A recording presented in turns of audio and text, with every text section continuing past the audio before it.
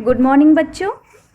मैं संगीता पांचाल, सहायक आचार्य भूगोल विभाग SD गवर्नमेंट कॉलेज ब्यावर।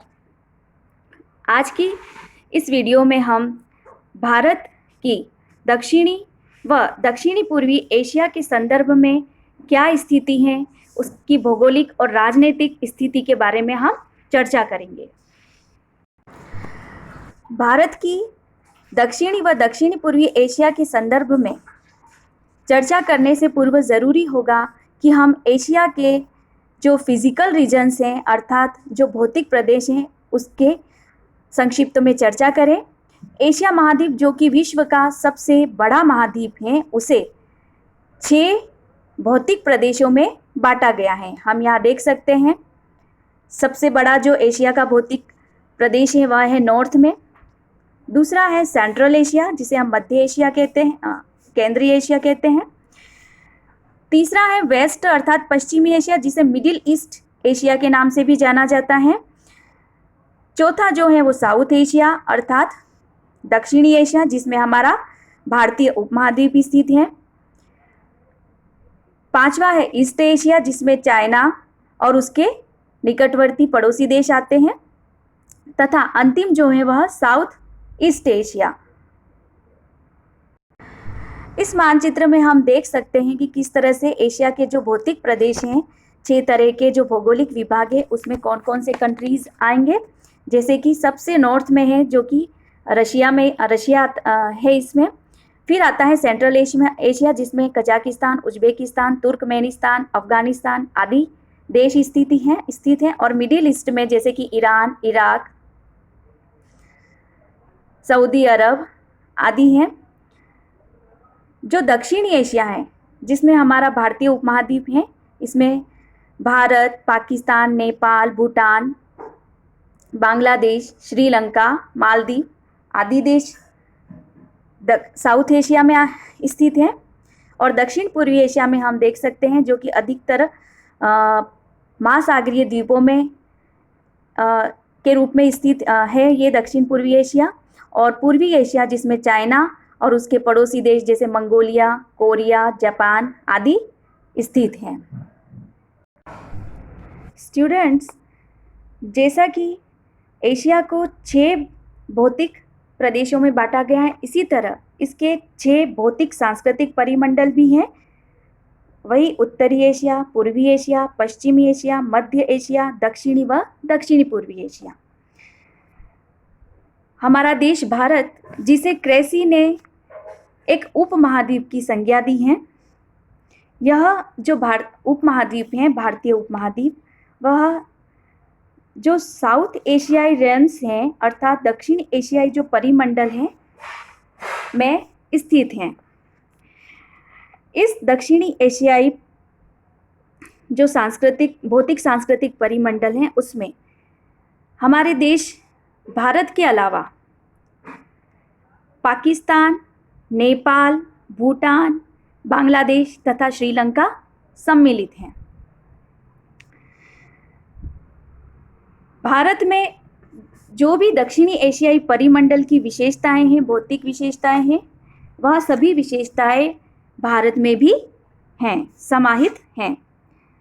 जैसे उत्तर में हम जानते हैं कि विशाल हिमालय की श्रेणियां स्थित हैं, जो कि भारत के लिए एक अभेद्य दीवार का कार्य करती हैं और साथ ही भारतीय उपमहाद्वीप की जलवायु को भी प्रभावित करती हैं।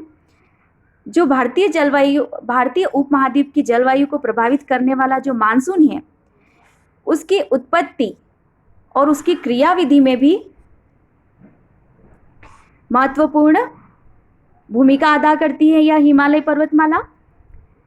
हिमालय से ही कई नदियां निकलती हैं, जो कि वर्ष भर प्रवाहित होने के कारण तथा पहाड़ी क्षेत्र से आने के कारण उर्वर काप मिट्टियों के मैदानों की रचना करती हैं, जो कि भारत में उन्नत कृषि को सुनिश्चित करके सघन जनसंख्या का पोषण करती हैं। उच्चावच तथा जलवायु की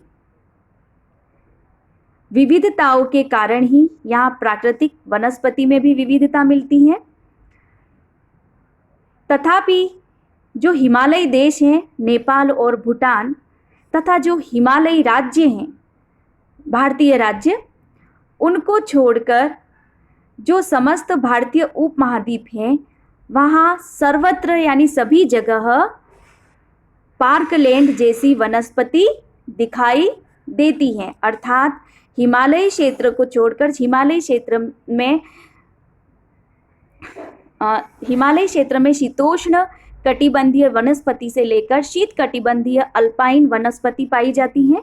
उसको छोड़ करके अर्थात हिमालयी राज्य एवं देशों को छोड़ करके देश जिसमें नेपाल एवं भूटान है, समस्त जो भारत हैं वहाँ पर जो वनस्पति हैं वह एक जैसी है, जिसे हम पार्कलैंड की संज्ञा दे सकते हैं। यदि ऐतिहासिक और राजनीतिक दृष्टि से देखा जाए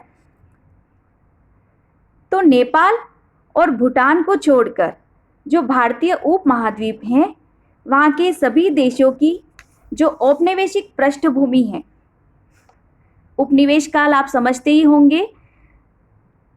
औद्योगिक क्रांति होने के बाद जब विभिन्न यूरोपीय देशों ने दुनिया के जो अन्य महाद्वीप हैं, एशिया और अमेरिका महाद्वीप, अफ्रीका महाद्वीप, यहाँ पर अपने व्यापार का विस्तार करने के लिए उपनिवेशों की स्थापना की थी। इन उपनिवेशों में उन्होंने व्यापार के साथ साथ अपना राजनीतिक उद्देश्य भी साधा था। इसी औपनिवेशिक पृष्ठभूमि जो रही है उपनिवेश काल की, वह भारतीय उपमहाद्वीप में नेपाल एवं भूटान को छोड़ करके एक जैसी रही है। जैसा कि हम जानते हैं, हमारे देश में लगभग 16वीं शताब्दी के अंत से लेकर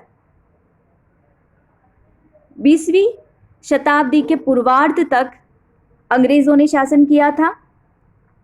1947 के पूर्व पाकिस्तान एवं बांग्लादेश एवं 1948 के पूर्व श्रीलंका एवं म्यांमार कई लंबे समय तक ब्रिटिश शासन का भाग रहे। इस तरह से ऐतिहासिक एवं राजनीतिक पृष्ठभूमि में भी भारतीय जो साउथ एशिया हैं उसमें जो उपस्थित देश हैं उसमें उन देशों के साथ भारत की राजनीतिक ऐतिहासिक साम्यता रही है। अगर हम सांस्कृतिक दृष्टि से विचार करें तो उस स्थिति में भी भारत, पाकिस्तान, बांग्लादेश आदि का एक साझा इतिहास रहा है, समान इतिहास रहा है। यहाँ की संस्कृति एक जैसी रही है, क्योंकि ये सर्वविदित है कि 1947 के पूर्व पाकिस्तान और बांग्लादेश भारत का ही अंग रहे हैं। भारत एवं पाकिस्तान में सिंधु घाटी सभ्यता जो कि 5000 वर्ष पूर्व विकसित हुई थी तथा जो वैदिक संस्कृति है जो कि 3500 वर्ष पूर्व विकसित हुई, इन दोनों ही देशों में इन दोनों ही संस्कृतियों के और सिंधु घाटी सभ्यता व वैदिक संस्कृति के का दर्शन होता है हमें उसके पुरातत्व अध्ययन से। प्रजातीय दृष्टि से भी देखा जाए तो इस भारतीय उपमहाद्वीप में इमिग्रेशन के कारण अर्थात प्रवास के कारण प्रजातीय समानता के साथ साथ ही प्रजातीय विभिन्नताएं भी पाई जाती हैं, अर्थात विभिन्न प्रजातीय तत्वों का विकास भी प्रवास के कारण हुआ।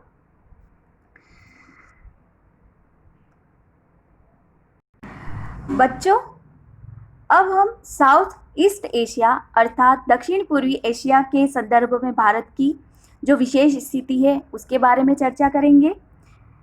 जैसा कि एशियाई परिमंडल में को 6 परिमंडलों में विभाजित किया गया है, जिसमें दक्षिण पूर्वी एशियाई जो परिमंडल है यह परिमंडल भौतिक एवं सांस्कृतिक विशेषताओं से युक्त हैं। इनमें जो देश स्थित हैं साउथ ईस्ट एशिया परिमंडल में वह हैं Myanmar, Thailand, Laos, Vietnam, Malaysia तथा इंडोनेशिया आदि देश सम्मिलित हैं। इनके जो भौतिक लक्षण हैं और जो सांस्कृतिक लक्षण हैं वह जो भारत है अर्थात भारतीय उपमहाद्वीप से पूरी तरह से अलग अलग हैं। यानी भारतीय उपमहाद्वीप से इसके भौतिक एवं सांस्कृतिक लक्षण भिन्न हैं। जो भारतीय उपमहाद्वीप हैं वह म्यांमार अर्थात बर्मा तथा इंडोचीन मानसूनी जलवायु के अंतर्गत हैं। अर्थात भारतीय उपमहाद्वीप की जलवायु और म्यांमार तथा इंडोचीन की जो मानसूनी जलवायु है उसमें साम्यता है। ये भारतीय उपमहाद्वीप, बर्मा और इंडोचीन तीनों को ही मानसूनी जलवायु के अंतर्गत सम्मिलित करते हैं। जबकि जो ये हिंद महासागर में विभिन्न द्वीप हैं, बिखरे हुए द्वीप हैं, इनमें जो जलवायु पाई जाती है वह है विषुवत रेखीय जलवायु। अर्थात जलवायु की दृष्टि से दो तरह के विभाग हो गए। एक तो उपमहाद्वीप के साथ लगा हुआ म्यांमार एवं इंडोचीन का भाग जहाँ पर कि मानसूनी जलवायु पाई जाती है, और जो दूसरा भाग है जो कि हिंद महासागर में द्वीपों के रूप में स्थित है। यहाँ हम देख सकते हैं इंडोनेशिया, हिंद महासागर में जो प्रमुख द्वीपीय देश हैं जिसे हम ईस्ट कंट्रीज़ कहते हैं, पूर्वी द्वीप समूह कहते हैं, इसमें Indonesia, Singapore, Malaysia, Brunei, Vietnam आदि जो ये देश हैं, यहाँ पर जो जलवायु पाई जाती है वह विषुवत रेखीय जलवायु पाई जाती है। दक्षिण पूर्वी जो एशियाई परिमंडल है अर्थात साउथ ईस्ट एशिया है, यहाँ की जो संस्कृति है वह एक तरह से मिश्रित संस्कृति है। अर्थात यहाँ की संस्कृति भारतीय, मंगोल, चीनी तथा मुस्लिम संस्कृतियों का मिश्रण है।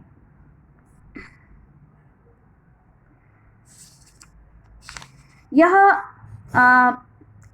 उल्लेखनीय है कि भारत तथा चीन में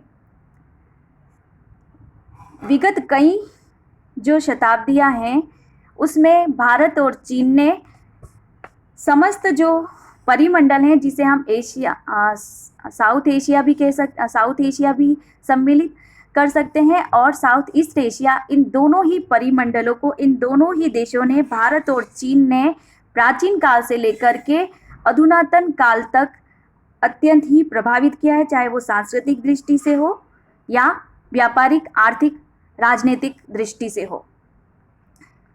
दक्षिण पूर्वी एशिया में के जो द्वीप हैं वह अपनी मसालों की खेती के कारण प्रसिद्ध रहे हैं। यह इनके उपनिवेश बनने का एक प्रमुख कारण जो रहा था वह प्रमुख व्यापार, मसालों की खेती का व्यापार भी था। इसलिए यह प्रदेश अनेक संस्कृतियों के मिलन स्थल रहे हैं। यहाँ भारत से बौद्ध धर्म का आविर्भाव हुआ, तो बौद्ध धर्म तो साथ ही हिंदू धर्म का भी आगमन हुआ। अर्थात जो दक्षिण पूर्वी एशिया है वहाँ पर बौद्ध धर्म और हिंदू धर्म जो कि भारत से यहाँ पर प्रचारित किए गए, जिसका उदाहरण है यहाँ अनेक हिंदू साम्राज्यों की स्थापना हुई है। और हिंदू साम्राज्य का एक उदाहरण है श्री विजय साम्राज्य जो कि सबसे प्रसिद्ध साम्राज्य रहा है। इंडोनेशिया में एक राजवंश हुआ है, शैलेंद्र राजवंश। इस राजवंश ने इंडोनेशिया में जो कि हिंदू राजवंश रहा है, हिंदू धर्म को मानने वाला राजवंश रहा है। इस राजवंश ने यहाँ लंबी समय तक अर्थात 8 शताब्दियों तक अपना शासन किया।